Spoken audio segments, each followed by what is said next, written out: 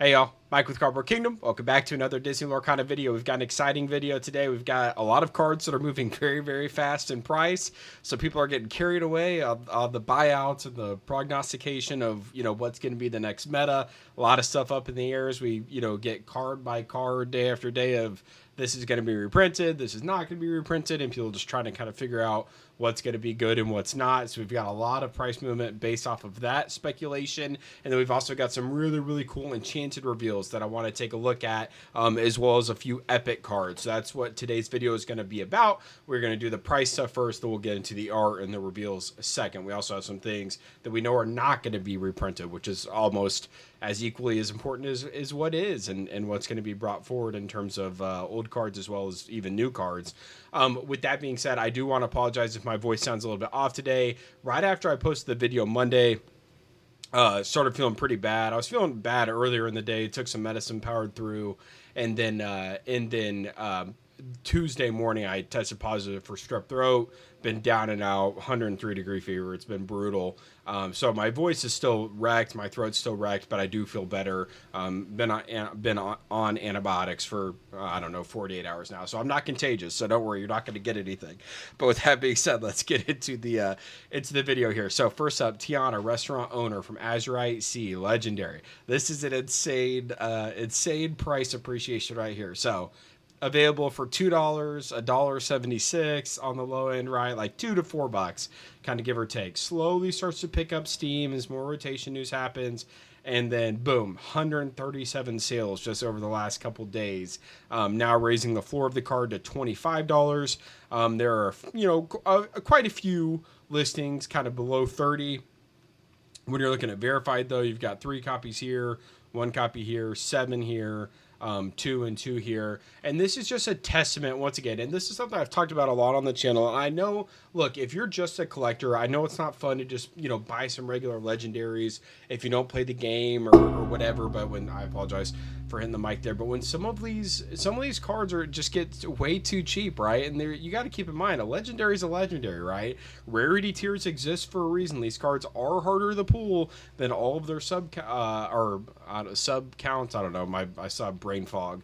The different subsets of tiers, right? Legendaries are the hardest, and so when some of these cards get down to $1, $2, it's just a no-brainer. And I talked about that. And yes, it's not sexy to buy some, just playable cards or whatever, but a $2 legendary, you never know what's to come, and then you get times like this where it ends up being $25. And this is another testament to like just being around for a long time. Like, I have a lot of cards that I'm sitting on from collections that I bought that, like, I'm kind of buying these collections while people are low, they're selling, they're mad at the reprints, or mad at rotations, whatever.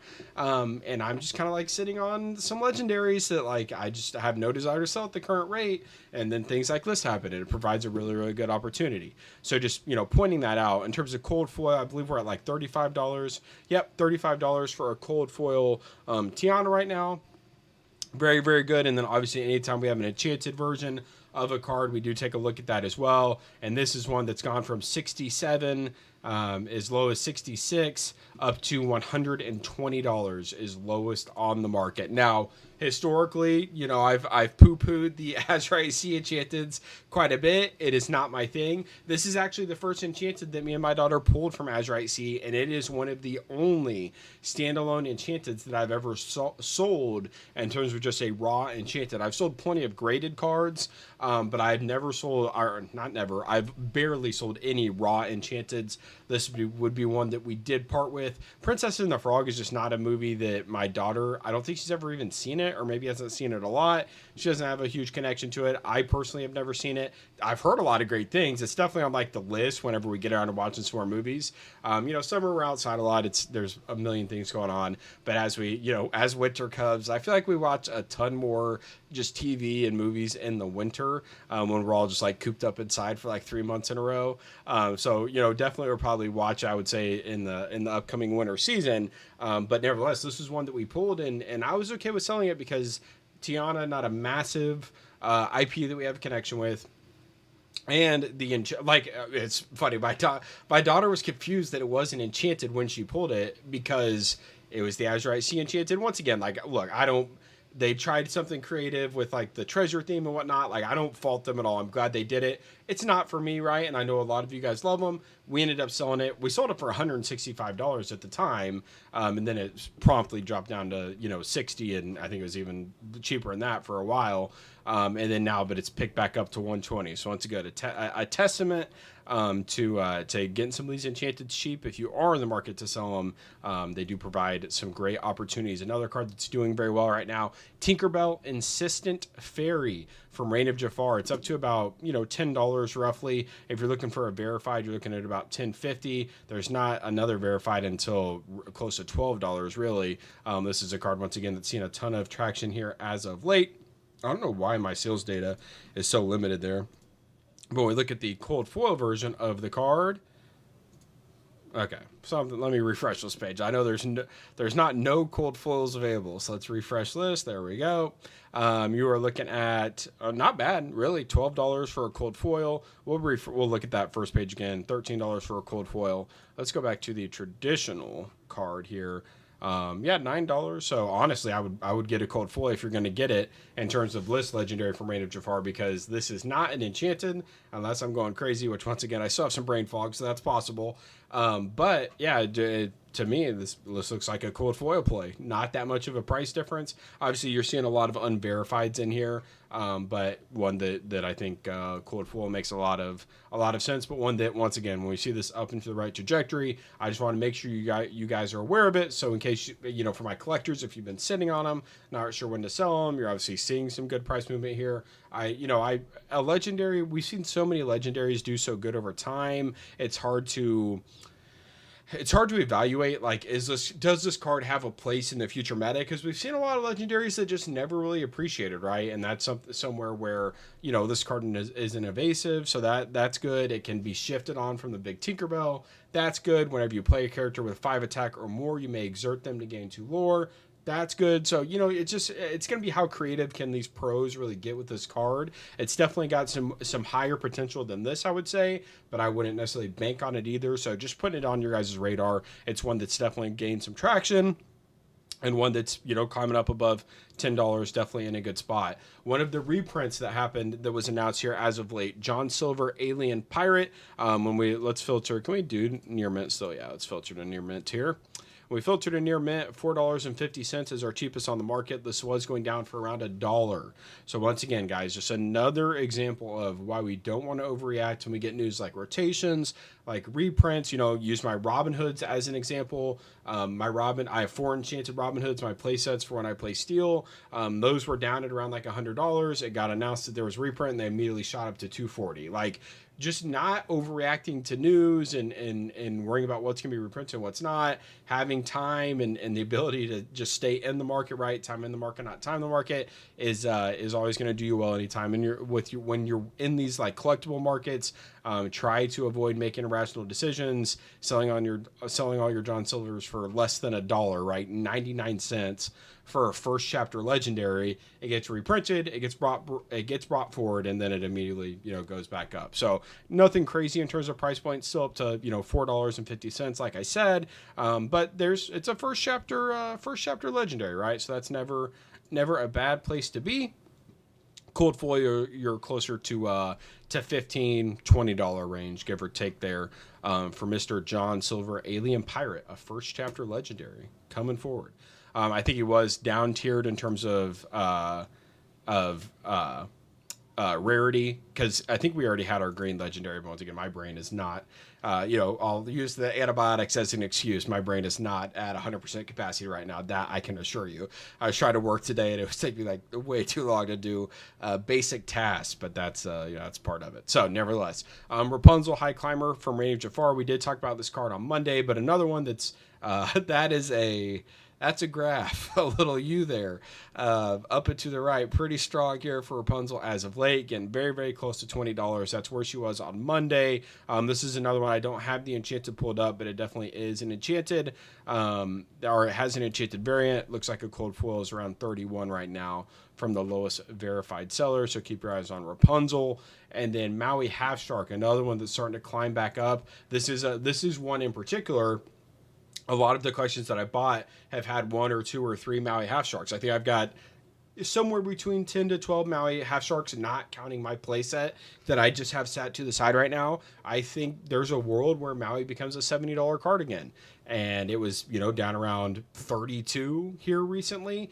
I had no desire to sell it at 37, kind of creep back up to 40, drop back down to 35, and now we're back up to 56. And if in a world where, red steel's good or red blue or whatever ruby deck's good, I think Maui Half Shark is going to be in play. It's too good of a card. I think it's probably the best card that they've ever made in terms of just like a standalone card that can take over the game. Definitely up there. And $30 for this card should have never happened in my opinion. That was a lot of irrational sellers, people who, they just needed the money, whatever. And now we're climbing back up. So I've got a stack of these ready to hit the market whenever I feel as though the time is right. But Maui Half Shark definitely getting to climb back up there. And it seems like, just in general, we're getting farther removed from the, rotations. Made me leave Lorcana. Rotations are going to kill Lorcana. People are kind of getting past that like FUD period and that poor sentiment period where we had some people kind of dump their cards, whatever, but enough people are coming in, enough people are excited about this next rotation, enough people are about this next meta post rotation, enough people are getting excited where they're starting to build their decks and play test and get their cards put together for whether it's the, a DLC event that they're going to or lack thereof, or if there's a, like the Infinity Constructed Whole New World promo, set champs for Fabled, etc., right? All these different things that are going on. Maybe it's league play. They want to get their Strength of a Raging Fire promo. They want to get their Baby Sisu promo. A lot of really good reasons to be playing right now. And I think we're starting to see that really start to bounce back in terms of some of the single prices, which I'm a video that I intended to get out Tuesday, to be completely honest. I'm glad I waited though, because we're seeing a lot of price movement now. I really want to take a look at where's our expected value right now in terms of boxes, and what versus what they cost, and where some arbitrage might be. I think right now Rain of Jafar is kind of our best bet, but look for a video to come out on that some point in the near future. Once again, it was supposed to come out Tuesday, and then I was on my deathbed kind of right after I recorded the video. 100, I think I topped out at like 103.5 degree fever. Just, it was not good. I was struggling. Okay, Hades Infernal Schemer, another one we've talked about before, but continues to climb. We had 28 sales here as of recently, so still plenty of volume, up to $25 as a floor, getting real close to $30 on the first page here. Very, very good card from the first chapter. Cold foil version of this card sitting around 40. So just kind of keeping that on your guys' radar. First chapter legendaries are always going to be a good spot. So with that being said, that's what I want to make you guys aware of as it relates to the individual like pricing of the items. If that's what you're here for, I want to make a clear separation between when I'm going to get into like the art, the enchanteds, the reveals, etc., and just more of kind of like my rant style. It's so funny because I hear so much feedback of people who love my rants and that they would be fine if that was just the entire video. I have other people who are very mad when I do these tangents and say, this could have been a 5-minute video. But if I do a 5-minute video, then the comments are filled with, why is this video so short? We want to hear you rant, right? You can't make everyone happy. I completely understand that. So I'm just doing a clear kind of dividing line here of where the kind of like market talks stops and just the love of the game talk starts.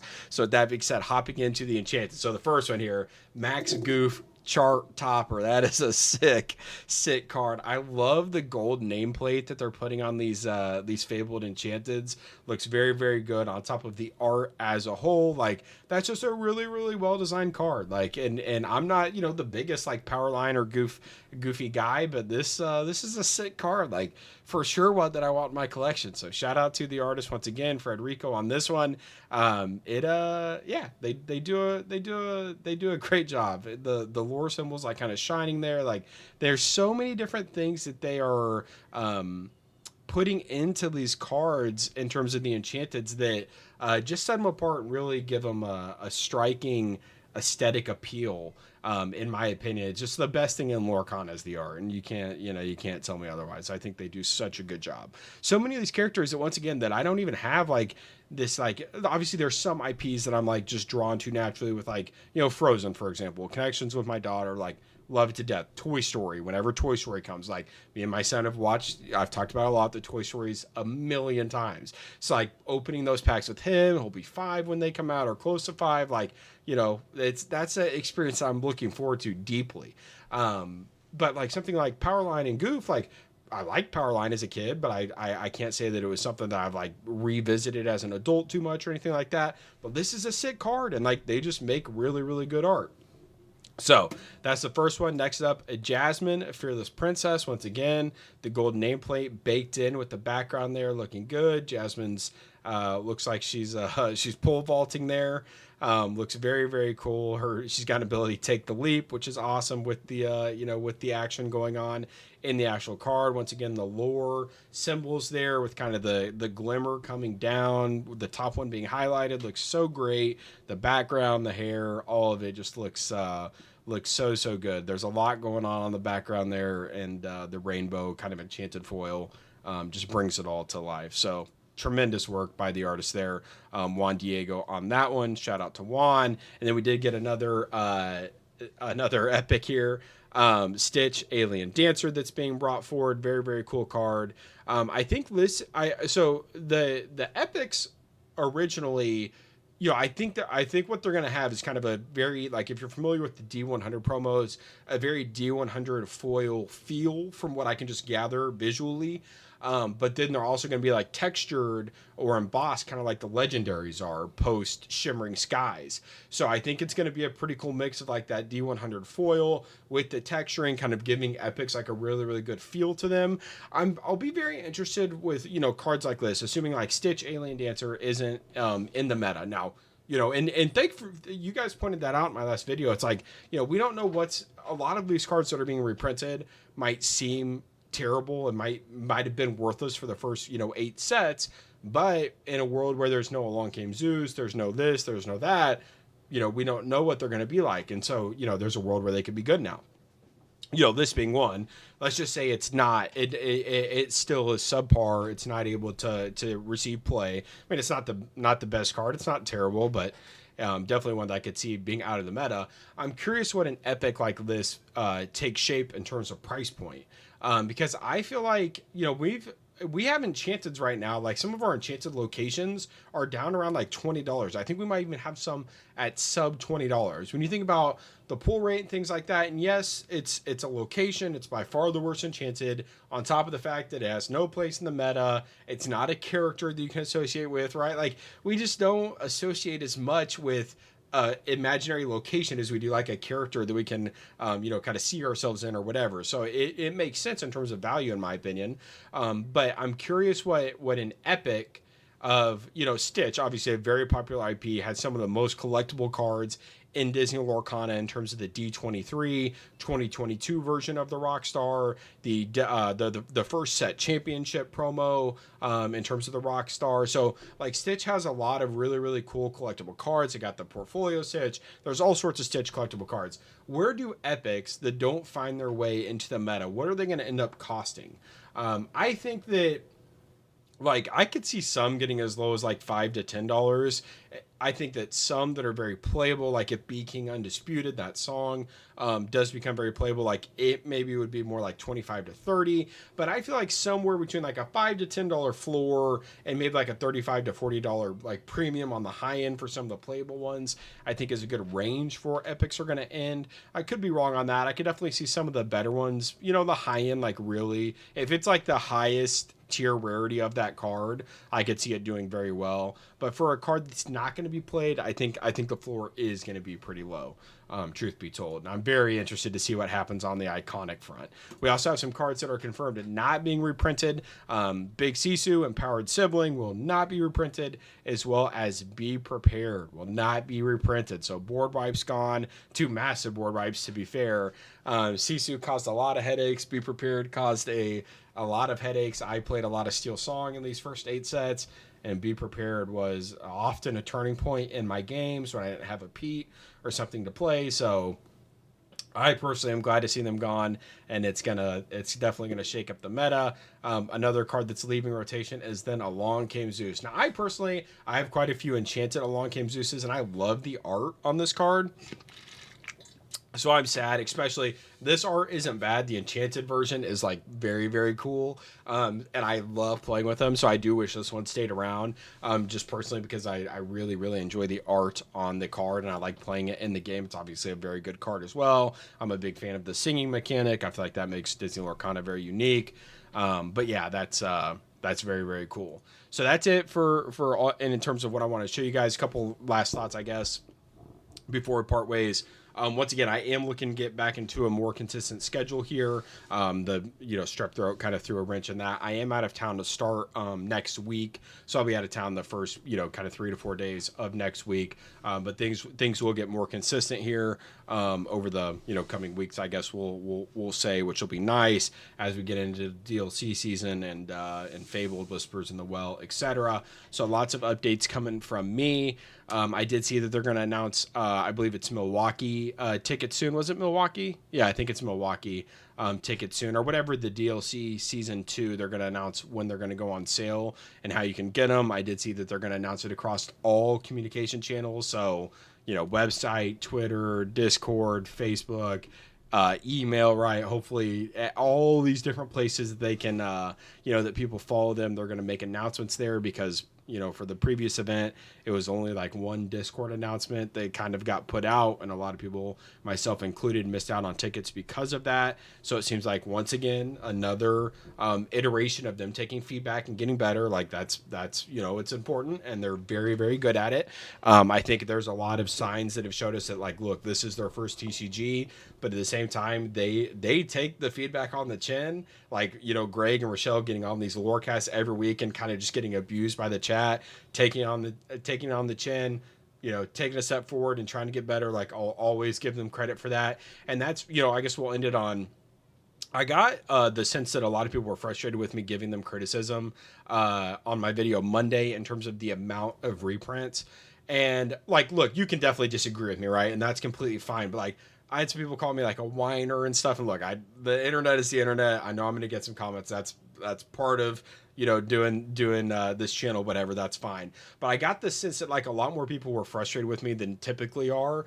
And I just look, these Disney Lorcana, they do a great job at taking criticism, and they ask for criticism, and they want feedback. They intentionally ask for that every time they make a mistake. And look, for me, like, in terms of just this one individual set, not like at a grand scale or anything, but for Fabled, they've lost my business. Now, you may not agree with that. You may think it's going to be great. And look, once again, I reserve the right. If there's some massive indifference in between the expected value and what I can get a box for, I will be buying Fabled. For now, I'm just not going to pre-order it.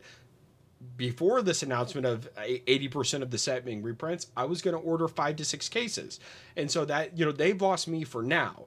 But with that being said, I reserve the right to buy back in, and I don't think there's anything wrong with telling them, like, hey, this is a problem for me. This being 80% reprints is a problem for me. I already have the majority of these cards. I get that we want to get new people in, and I get that that's a strategy with rotations and everything else. Fair play, right? But I'm just not going to buy the set. That doesn't mean that I hate Lorcana. That doesn't mean that I'm giving up on the game. Doesn't mean that the game's dead. But like I'm able to voice frustrations with that. Love what they're doing with the art. Love the cruise promos. Love the collector's quest. Like, they're doing a ton of stuff great, guys. But I am going to continue to give feedback where I feel like feedback is needed. An 80% reprint set, to me, with the same art, is just lazy. And so, like, that's how I feel about it. I'm going to tell them that. And, if that burns bridges, then so be it. Like, I don't know.